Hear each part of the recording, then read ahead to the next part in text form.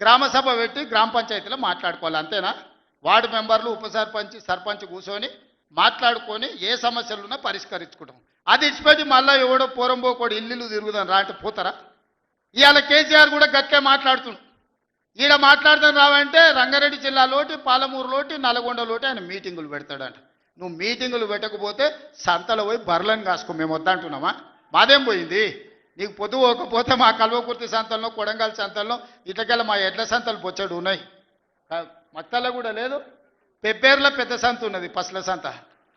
పోయి ఆడ పసల కాడ పోయి బర్రెం కాసుకోపో, నేను వద్దంటున్నానా? నాదేం పోయింది? నీకు ఎట్లాగూ పని లేదు, ఖాళీగా ఉన్నావు పోయి ఆ పెబ్బేరు సంతలో బర్రెలు కాసుకోపో, బర్రెలు కొనుక్కోపో, నేను వద్దానేనా? చర్చ చేయడానికి సభ ఉంది, అర్థవంతమైన చర్చలు చేద్దాం, తెలంగాణ ప్రజలకు వివరిద్దాం. అప్పుల మీద వివరిద్దామా, అభివృద్ధి మీద వివరిద్దామా, ఉద్యోగ నియామకాల మీద వివరిద్దామా, నీళ్ల మీద వివరిద్దామా, నువ్వు కట్టి కూలిన కాళేశ్వరం మీద మాట్లాడదామా, టెలిఫోన్ ట్యాపింగ్ మీద మాట్లాడదామా? సొంత బిడ్డనే ఇంటల్లుడు ఫోన్ని ట్యాపింగ్ చేసినోడు ఇంతకంటే సిగ్గులేనోడు ఉంటాడా అని వాళ్ళు చెప్తారు. ఓ పక్కన నేను 1 కోటి మంది ఆడబిడ్డలకు చీర పెడతా, సారె పెడతా నేనంటే ఉన్నొక్క చెల్లెల్ని ఇంట్లోకి వెళ్ళి బయటకు వెళ్ళగొట్టిన వాడు ఆస్తిలో వాటా అయ్యేస్తుంది. గంత పనికిమాలినోడు, సొంత చెల్లెలకే చీర పెట్టలేనోడు, సొంత చెల్లెలకే పండుగ పూట బుక్కెడు బువ్వ పెట్టినోడు, వాడు కూడా ఒక మనిషా? మా ఆడబిడ్డలను ఆలోచన చేయమని అంటున్నా. ఏం ఆశిస్తామమ్మ పుంటింటి కాడ మనం? చెప్పురి. మెట్టింటికి వచ్చిన తర్వాత పండుగ పూట ఇంత బుక్కెడు పువ్వు పెడతాడు, మా అన్ననో తమ్ముడో ఉంటే చీర పెడతాడు, ఇంటి ఆయన ముందర ఇజ్జత్ పోకుంటూ ఉండని కానీ కోరుకుంటా. గంతేనా? వాళ్ళ ఆస్తి అడుగుతామా? ఆడపిల్లలు మీరు సగం మంది సర్పంచులు ఉన్నారు కదమ్మా, ఆడపిల్లలారా మీరు చెప్పండి. పుట్టింటి గౌరవం నిలబెట్టడానికనే ప్రయత్నం చేస్తారు కదా మీరు మీ అత్తగారింటి కాడ. వాళ్ళ ముందర మీకు ఇజ్జత్ లేకుండా పండుగ పూట తల్లిదండ్రులు వాడు అన్ననో తమ్ముడో ఉంటే పండుగకి ఇంటికి కూడా విలువకపోతే మీ అత్తగారి ఇంటి కాడ, పక్కింటి కాడ, తోటికోడల ముందర ఇజ్జత్ పోతుంది. అమ్మ గిత్త కంటే అవమానం ఉంటుందా? ఓ పిలిచో సారి చీర పెట్టకపోయినా మీరే కూడా పెట్టుకుని ఉంటే వానికి ఇచ్చో చీర కొని నువ్వు పెట్టినట్టు అన్న చేయరా అంటాం. పుట్టింటి ఇజ్జత్ ఎవరన్నా తీస్తారా? ఏ ఆడబిడ్డనన్నా తెలంగాణలో ఉన్న ఆడబిడ్డ ఎవరైనా ఎంత కష్టమని ఉండని, ఎంత నష్టమని ఉండని, పుట్టింటి ఇజ్జత్ నిలబెట్టడానికనే ప్రయత్నం చేస్తుంది కదా. మీరు అందరు కూడా తెలంగాణ ఆడబిడ్డలే కదా. ఇవాళ ఇంతో అంతో తండ్రి గాలికి సంపాదించిన దాంట్లో వాటా ఇవ్వాల్సి వస్తుందని మెడలు పట్టి దొబ్బితీవి నీ సొంత చెల్లెలు. నీ సొంత చెల్లెలకే సమాధానం చెప్పలోని ఆయన నాకు సవాలు ఇసురుతున్నాడు. ఈ అవ్వ లాగులో తొండలు ఇచ్చి కొత్త బిడ్డ నేను అనుకుంటున్నావేమో. నా సంగతి ఇంకా తెలియదు. మీ నాయనని అడిగి ఇంటికి వచ్చి చెప్తాడు. ఏ అమెరికాలో బాత్రూమ్లు అడిగినట్టు అనుకుంటున్నావు నాతో మాట్లాడు అంటే, నేనేదో మార్చుకుంటుండే పోని ఆవుల పోరోడు గాలికి తిరిగేటోడి గాలికి అంతో నాకెందుకని ఇవన్నీ వేషాలు. ఇంకా ఆ పక్కలో ఒక నలికుట్లోడు ఉంటాడు, 6 అడుగులు ఉన్నా అనుకుంటాడు, ఆ తలకాయ ఎక్కడుందో నాకు తెలియదు. కేసీఆర్ వచ్చి గర్జించిందంట, గర్జనకు నేను పోయి లోపల దాచుకున్నంట. ఇక కేసీఆర్ గర్జనలు గర్జించినట్టు లేవురా నాయన. మన గాడిదలు ఏం చేస్తావా? ఒండ్ర పెడతాయా? ఏమంటారు గాడిదలను? గాడిదలు అరిస్తే ఏమంటారు నరసింహ? గట్లున్నది. మీ గాండ్రింపులకు, మీ బెదిరింపులకు, ఉడత ఊపులకు భయపడ్డాడు ఎవరు లేడు బిడ్డ. ఈడ దుక్కి దున్నిన చేతులు ఉన్నాయి. మీరేదో తోలు తీస్తా అంటే తీపించుకోనికే లేము.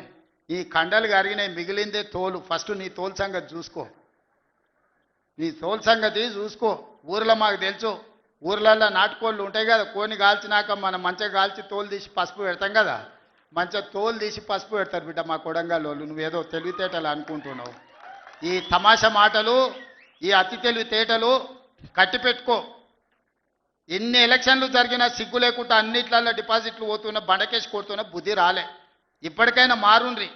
నాకేం లేదు, మీరు అట్లుంటేనే మంచిది. ప్రజలు చీత్కరిస్తారు, చీదర కొడతారు, లాస్ట్ దేనికి వనికి రాకుండా పోతారు. కాకపోతే ప్రతిపక్షమే లేదు తెలంగాణలో అని బయటకు పోతే ఇజ్జత్ పోయేటట్టు ఉన్నది. అదొక్కటే నా చింత.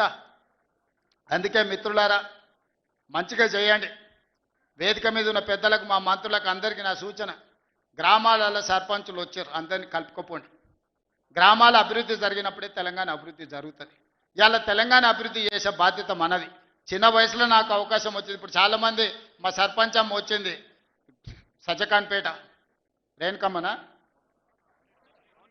మౌనిక, మా రాములు తమ్ముని కోడలు మౌనిక చెప్పింది 24 ఏళ్ళు చిన్న వయసులో నేను సర్పంచ్ అయినా సార్ అని. ఎన్నో ఆలోచనలతోని ఇలా చిన్న వయసులో మీరు అందరు సర్పంచ్లు అయినరు. ఇంజనీరింగ్ చదువుకున్న వాళ్ళు అయినరు, డిగ్రీ చదువుకున్న వాళ్ళు అయినరు, 22-23 ఏండ్లకు ఉన్నోళ్ళు అయినరు, పెద్దోళ్ళు 80 ఏండ్లు ఉన్నోళ్ళు కూడా సర్పంచులు అయినరు. మా రాఘవ వాళ్ళ తల్లి సర్పంచ్ అయింది. వీళ్ళందరూ ఎందుకు అయినరు అంటే గ్రామానికి ఏమైనా చేయాలని అయినరు. మరి వాళ్ళ ఆలోచనలు వాళ్ళు గ్రామానికి చేయాలన్నదాన్ని మనం ఈరోజు పూర్తిగా సహకారం అందించాలి వాళ్ళకు. వాళ్ళందరినీ కూడా వాళ్ళు ఊర్లలో ఏం మాట ఇచ్చిండ్రో ఆ పనులు మనం చెయ్యాలి. వీలైనంత మేరకు నిధుల కష్టం ఉన్నది, మనం ఇచ్చేది మనం ఇద్దాం, కేంద్రం నుంచి తెచ్చేది కేంద్రం నుంచి తెద్దాం. మార్చి లోపల కేంద్రం నుంచి 3,000 కోట్ల రూపాయల నిధులు నేను పట్టుకొస్తా. మీకు అందరికీ గ్రామాలలో నిధులు ఇచ్చే బాధ్యత నాది. మార్చి 31 తారీఖు లోపల 3,000 కోట్ల రూపాయలు గ్రామాలకు పంపించే బాధ్యత నేను తీసుకుంటా. ఆ నిధులు దుర్వినియోగం కాకుండా మంచిగా ఖర్చు పెట్టుకుని మంచి పేరు తెచ్చుకోరు. నాకెట్లా చిన్న వయసులో ఈ రాష్ట్రానికి ముఖ్యమంత్రి అయ్యే అవకాశం వచ్చిందో, రోజుకు 18 గంటలు కష్టపడి ఎట్లయితే పనిచేస్తున్నానో మీరు కూడా గ్రామాలలో పని చేయండి, కష్టపడుండ్రి, గ్రామంలో ఇంత మంచి పేరు తెచ్చుకోండి, గ్రామాన్ని అభివృద్ధి చేయండి. నా వైపు నుంచి పూర్తిగా సహకారం ఉంటుంది. మళ్ళీ 2029లో ఎన్నికలు వచ్చినప్పుడు ఎవరి లెక్క వాళ్ళు చూసుకుందాం, ఎన్నికలు వచ్చినప్పుడు చూసుకుందాం. ఇప్పుడు కేవలం అభివృద్ధి మీదనే దృష్టి పెడదాం, గ్రామాలను ముందుకు తీసుకెళ్దాం. గ్రామాలు అభివృద్ధి చెందినప్పుడే తెలంగాణ రాష్ట్రం అభివృద్ధి చెందుతుంది. ఆ విధంగా ముందుకు వెళ్దామని మీరందరూ సిద్ధమే కదా గ్రామాలను అభివృద్ధి చేయడానికి? మీరందరూ సిద్ధమే కదా? ఇవాళ మా పోలీసు వాళ్ళు చెప్పినా కానీ మరి ఏమైందో, గెలిపించిన వాళ్ళేమో బయటూరు, గెలిచిన వాళ్ళేమో లోపలూరు. బయట చాలా మంది మా ముఖ్యమైన నాయకులందరూ కనిపించారు, పలకరించుకుంటూ వచ్చిన. ఏందా అంటే మా రాఘవ్ 10 పాసులే ఇచ్చిండు అన్న, ఏం చేయాలని అంటుండు. కాకపోతే మహేందర్ మరి పరిస్థితి ఏమో పాసులు ఇచ్చేది లేదు. బయట ఉన్నోళ్ళు తక్కువ కాదు, లోపలికి వచ్చిన వాళ్ళు ఎక్కువ కాదు. మీరందరూ నా కుటుంబ సభ్యులే. మళ్ళీ నేను వస్తా, మీ అందరినీ కలుస్తా, మళ్ళీ కూర్చొని అభివృద్ధి చేసుకుందాం. కొడంగల్ని ఒక ఆదర్శ నియోజకవర్గంగా తీర్చిదిద్దుదాం. ఇది నా ఒక్కడి వల్ల సాధ్యం కాదు, మీ అందరు సహకరిస్తేనే సాధ్యమైతే. అన్ని గ్రామాలకు ఏం కావాలనో గ్రామ సభలు పెట్టుకోండి, గ్రామ సభలలో చర్చించుండ్రి, మంచి పనులు చేద్దామని తెలియజేస్తూ మీ అందరి దగ్గర సెలవు తీసుకుంటున్నా. పెద్ద ఎత్తున మిమ్మల్ని గెలిపించిన వాళ్ళకి సప్పట్లు కొట్టురి. ఎందుకంటే మీ గెలుపులో బయట ఉన్న వాళ్ళు ఉండరు. ఈ సప్పట్లు అన్నీ బయట ఉన్న వాళ్ళకి వినిపించాలి. మా మీడియా వాళ్ళు కూడా తీసి బయట ఉన్న మా కార్యకర్తలకు, నాయకులకు చూపించాలి. గట్టి కొట్టురి, ఇంకా గట్టి కొట్టురి, ఇంకా గట్టి కొట్టురి. సీటీలు రావానే కొడంగల్ వాళ్ళకు సీటీలు కొట్టారేమా? ఇప్పుడు నమ్మకం వచ్చింది, బయట ఉన్న వాళ్ళకు కూడా సంతోషమైంది. మీరు అందరు సీటీలు కొట్టి ఈ గెలుపును ఒక పండుగలాగా చేసినందుకు మీకు అందరికీ ధన్యవాదాలు తెలియజేస్తూ సెలవు తీసుకుంటున్న. ధన్యవాదాలు మిత్రులారా.